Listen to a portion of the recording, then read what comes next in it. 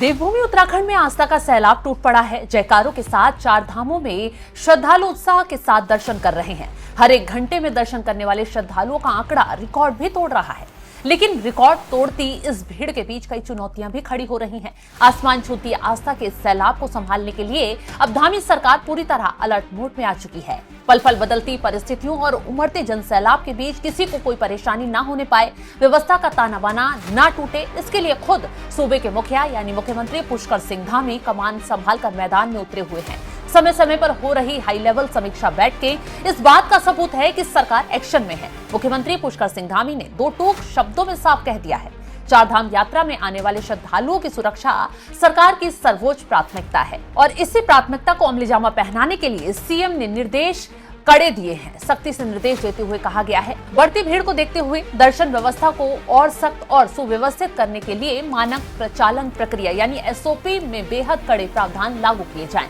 रात 10 बजे से सुबह 4 बजे तक यात्रा मार्गों पर वाहनों की आवाजाही पूरी तरह से ब्रेक यानी नाइट बैन का सख्ती से पालन होगा।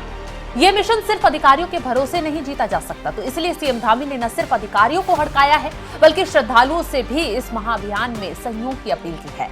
यात्रा सुचारू रूप से चलती रहे, इसके लिए सीएम धामी ने बाकायदा एक ट्वीट कर देश दुनिया में संदेश भी दिया। सीएम धामी ने कहा कि उत्तराखंड आने वाले पर्यटकों और श्रद्धालुओं की संख्या में लगातार वृद्धि हो रही है।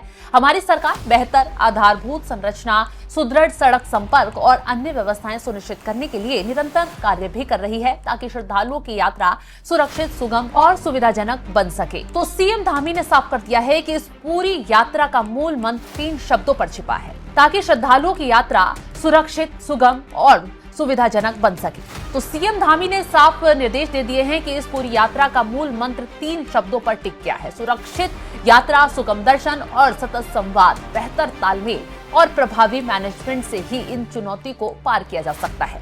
रात के सन्नाटे में सिर्फ ट्रकों और जरूरी सेवाओं से जुड़ी भारी वाहनों को ही रेंगने की इजाजत होगी। दिन के उजाले में बड़े और भारी वाहनों की एंट्री पर नो एंट्री का बोर्ड लगा रहेगा, तो लापरवाही की कोई गुंजाइश ही नहीं बचती है। मुख्यमंत्री ने खुद गढ़वाल कमिश्नर आईजी गढ़वाल को मैदान में उतार दिया है। संदेश है कि दोनों बड़े अधिकारी नियमित रूप से ग्राउंड जीरो की समीक्षा करेंगे और स्थानीय लोगों, श्रद्धालुओं की दिक्कतों का ऑन द स्पॉट निपटारा भी करेंगे। जिलों के कप्तान यानी डीएम और एसपी 24 घंटे मॉनिटरिंग करेंगे।